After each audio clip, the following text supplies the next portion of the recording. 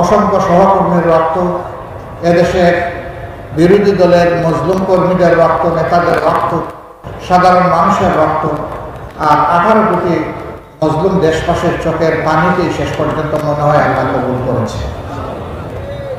মহান রবের দরবারে শুকরিয়া আদায় করে বলি, রব্বুল আলামিন এইটুকু মেহেরবানি যখন করেছ, তখন এই দেশবাসীর উপরে তুমি পুরাটাই মেহেরবানি করো। এই দেশকে স্থায়ী শান্তির দিকে তুমি এগিয়ে নিয়ে যাও, আর স্থায়ী শান্তি শ্রমিক হিসাবে আমাদের সবাইকে কাজ করার তৌফিক দাও। আমরা যেন শান্তির বাংলাদেশ বিনির্মাণে, একটা মানবিক বাংলাদেশ বিনির্মাণে আমরা যেন অবদান রাখতে পারি। আলহামদুলিল্লাহ, একটাই সংগঠন, সবাই স্বীকার করতে বাধ্য, কোনো অপশক্তি তাদের সামনে সংগঠনের মাথা নত করাতে পারেনি। হ্যাঁ, আমরা বারবার মাথা নত করেছি আমাদের মাবুদের দরবারে, করতেই থাকবো, কিন্তু কোন অপশক্তির কাছে ইনশাআল্লাহ আগামীতে আমরা মাথা নত করব। দেশে বিদেশে অনেক ষড়যন্ত্র চক্রান্ত হয়েছে এই সংগঠনের বিরুদ্ধে, আমাদের কর্মীরা সীমাহীন ধৈর্য রয়েছে। এত বড় ক্ষতি অন্য কোন সংগঠনের বাংলাদেশে হয়নি, যত বড় ক্ষতি হয়েছে জামাত ইসলামী এবং ইসলামী ছাত্র শিবির। এই সকল ক্ষতির ফল আমাদের অন্তরে ছিল, সেই ক্ষত ছিন্ন বহন করে আগস্টের 5 তারিখ যখন পরিবর্তন আসলো, আমরা সারা বাংলাদেশের প্রিয় সহকর্মীদেরকে এবং দেশবাসীদেরকে আহ্বান জানিয়েছিলাম, শান্ত থাকুন, ধৈর্য ধরুন, প্রিয় দেশকে গড়তে সাহায্য করুন। আলহামদুলিল্লাহ, বাংলাদেশ শান্ত থেকেছে, ধৈর্য ধরেছে। আওয়ামী লীগের সাধারণ সম্পাদক তৎকালীন মন্ত্রী ওবায়দুল কাদের সাহেব বলেছিলেন, একবার নয় বারবার, তার দলীয় কর্মীদেরকে ভয় দেখে আরো পাষাণ হওয়ার জন্য উস্কানি দিতে গিয়ে বলে, তোমরা যদি ক্ষমতা থেকে চলে যাও, তাহলে ক্ষমতা হারানোর 2 দিনের মাথায় তোমাদের 5 লক্ষ লোককে ওরা খুন করবে। একথা তিনি বলেননি?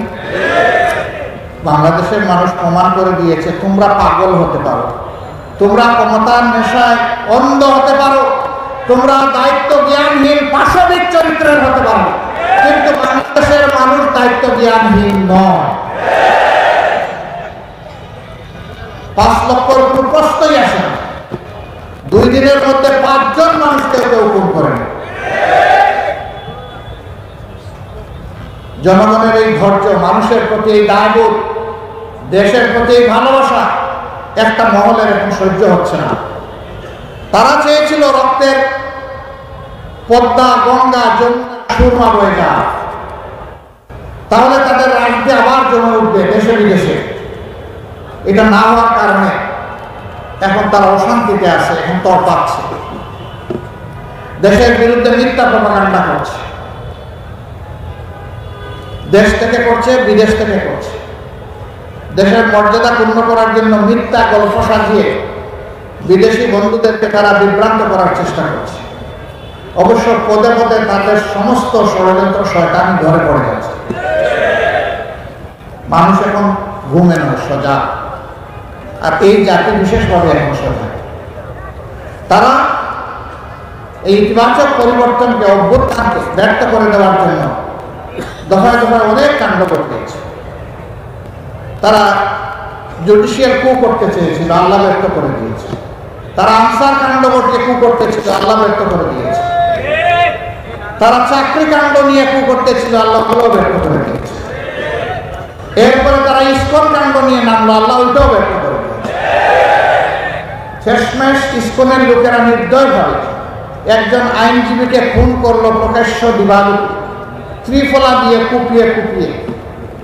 এতটাই তার চেহারা বিকৃত করে দেওয়া হয়েছিল, তার পরিবারের কাউকে তার ইন্তেকালের পর তার চেহারা দেখতে দেওয়া হয়নি, কারণ এই চেহারা দেখে তারা স্থির থাকতে পারবেন না, কষ্টে তারা ভেঙে পড়বেন, এমনকি এর চাইতেও বড় কোনো অ্যাক্সিডেন্ট কার হয়ে যেতে পারে।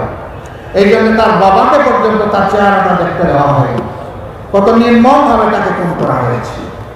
এই খুন করে মূলত এদেশের দেশপ্রেমিক মানুষ, বিশেষ করে মুসলমানদেরকে উস্কানি দেওয়া হয়েছিল, তোমরাও কিছু করো। আমরা তখন সাথে সাথেই তাদেরকে অনুরোধ করেছিলাম, শান্ত থাকুন, এবং মাঠ নিজেদের নিয়ন্ত্রণে রাখেন। আলহামদুলিল্লাহ দুটাই হয়েছে, তারা শান্তও থেকেছেন, মাঠও নিয়ন্ত্রণে রেখেছে। ওরা এখন গর্তে ঢুকেছে খুনিরা, কিন্তু তাদেরকে বিদেশ থেকে বাতাস দেওয়া হচ্ছে। আমরা ধন্যবাদ জানাই এই দেশের বিশেষ করে হিন্দু ধর্মাবলম্বী ভাইদের।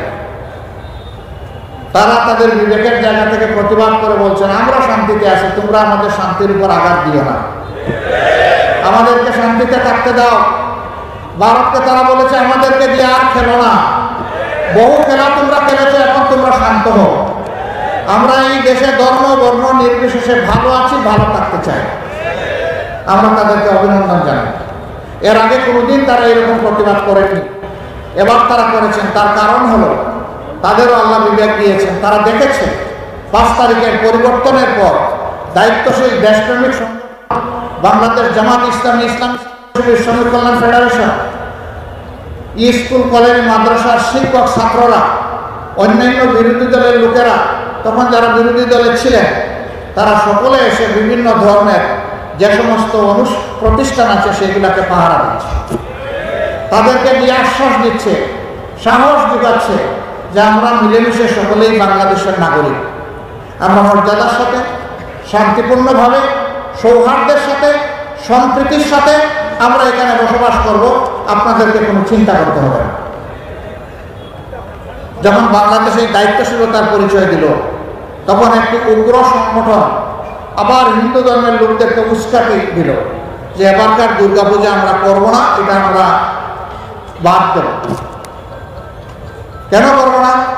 যে এই দেশে আমাদের উপরে আঘাত করা হচ্ছে, আমাদের মা বোনদের ইজ্জত লুণ্ঠন করা হচ্ছে, আমাদেরকে খুন করা হচ্ছে, ঘর বাড়ি পুড়িয়ে দেওয়া হচ্ছে। এবার দায়িত্বশীল হিন্দু সমাজের লোকেরা তারা জানিয়ে দিলেন তোমাদের এই সমস্ত কথা মিথ্যা এবং আমরা তোমাদের টাকা সাড়া দেব না। তারা সেপ্টেম্বরের 4 তারিখ ঢাকায় লক্ষ লোকের সমাবেশ করে এইভাবে বিশৃঙ্খলা সৃষ্টি করতে চেয়েছিলেন। ওই ধরনের ভাইদের দায়িত্বশীলতার কারণে তাদের সেই ষড়যন্ত্র আল্লাহ ব্যর্থ করে দিয়েছে। জাতি জাগ্রত আছে। প্রত্যেকটি ঘটনার পর আমাদের দেশের মানুষ, বিশেষ করে যুব সমাজ জানান দিচ্ছে যে আমরা আমাদের দেশকে ভালোবাসি এবং আমরা দেশের শান্তি শৃঙ্খলা, স্বাধীনতা, সার্বভৌমত্ব রক্ষায় আমরা প্রতিশ্রুতিবদ্ধ, আমরা অর্থ